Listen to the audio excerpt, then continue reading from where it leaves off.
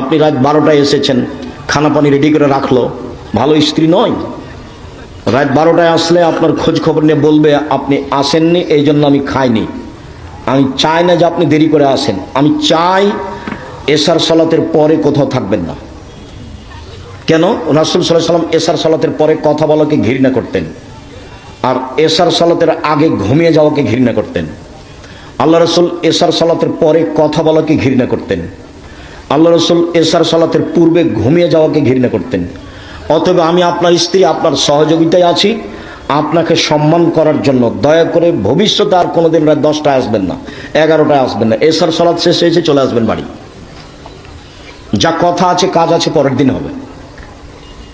রাতে ঘন্টার ঘন্টা আপনি বাইরে থাকবেন, এটা আমি চাইনি। আমি নিজেকে আপনার সাথে মিশিয়ে দিতে চাই। আপনার ভালোতে আমি ভালো, আপনার খুশিতে আমি খুশি। যেভাবে আপনি রাখবেন আমি সেভাবে প্রস্তুত। তাহলে গন্ডগোল হবে না, ঝগড়া হবে না।